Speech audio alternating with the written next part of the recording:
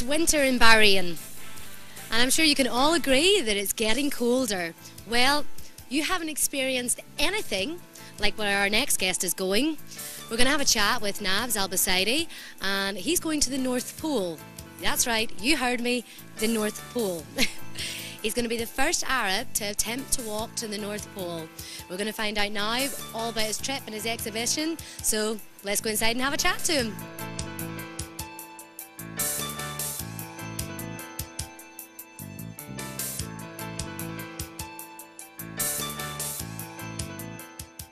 We're here with Nabs Al Busaidi, and he's going to tell us a little bit about his trip to the North Pole. So tell us, did you wake up one morning in the summer and decide it was just too hot here for you? When did you decide to start your walk to the North Pole? Well, it first started with a friend called Adnan Kasab, a Bahraini guy. And I saw him several times over the spring, and he was planning to go climb Everest. And I was toying with the idea of going to Everest with him. And I was talking to a friend who had walked to the North Pole 2 years ago. And whilst talking to him, I suddenly realised that although 2,500 people have been up Everest, only 200 people have ever been to the North Pole. Really? Only 200? And how many of those are Arabic? None. None. So you're actually going to be the first? Yeah, I probably would have been the first if I'd gone to Everest. I probably would have been the first to Everest, but it's just the fact that it's more unique to have gone to the North Pole. That's why I decided to go to the North Pole instead.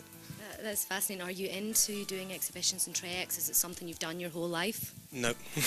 No, not at all. In fact, this whole weekend I've just been in Wales practicing, and I think just about every 5 minutes I was going, what am I doing? It's so cold here, it's horrible, it's miserable, I hate camping, I hate the outdoors. So yeah. It's very strange then that you're deciding to go to the North Pole. But okay, so you mentioned there Wales. What other training have you done to get yourself prepared? It must be a lot. Yeah, nearly every day I'm doing something, either physiotherapy, acupuncture, massage, or swimming, or running, or walking upstairs, or training on this machine. Just something every day to try and get prepared.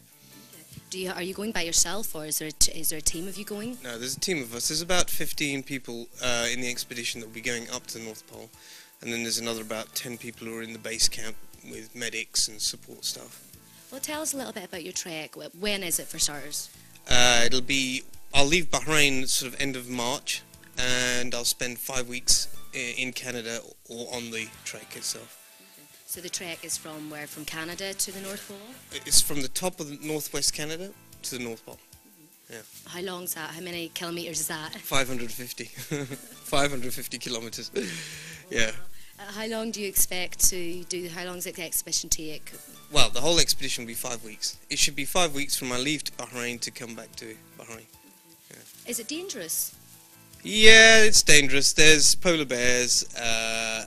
Polar bears, and there's a whole sort of nature reserve of about 300 kilometres where we'll be walking through, and it'll be polar bear territory. So we'll be walking with shotguns. So have you actually been trained how to use shotguns and everything like that? Yeah, shotguns. We've been on a shooting range. One of our weekends was shooting range, learning how to A, scare them off, and B, shoot them if they do decide to come after us. That must have been quite eye-opening learning about that.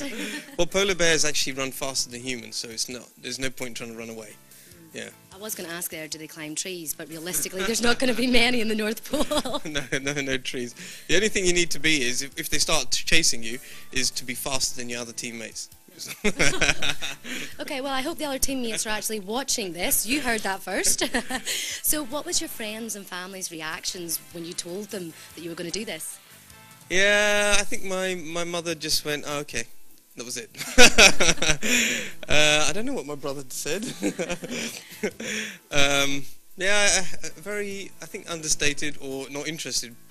They maybe thought it wasn't true. Yeah, exactly. Most of my friends have actually thought I was joking. So how long have you said you were training? How long have you been training for? Is it a year, 2 years? No, I've only been accepted onto the expedition since August. I think I had my last interview. And then I got accepted in around August. Oh, so you had to actually interview for it and be accepted? Yeah, I had psychological tests, fitness tests, a whole bunch of tests to make sure that I would have been, I was mentally capable and psychologically capable of getting to the North Pole. Yeah. Any tests with polar bears? No.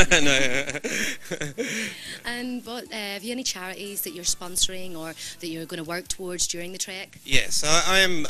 I'm getting corporations to sponsor me, and I'm using that money for disadvantaged children. Yeah. Well, it's really nice talking to you. Thank you for telling me. You're going to show me some working out soon, but tell me, if anybody wants any more information, how can they find out? Yeah, I've got a website, and on that website there's a lot more information on myself and on the expedition. Okay. Right, well, from the team at Channel 55, we wish you the best of luck, and from Bahrain Weekend, we wish you the best of luck. Thank you very much. So, there you go. If you want to get some more information, you can log on to Nabs' website. It's www.nabse.ws.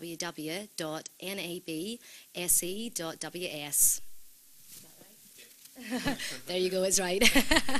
Take care, and again, stay wrapped up.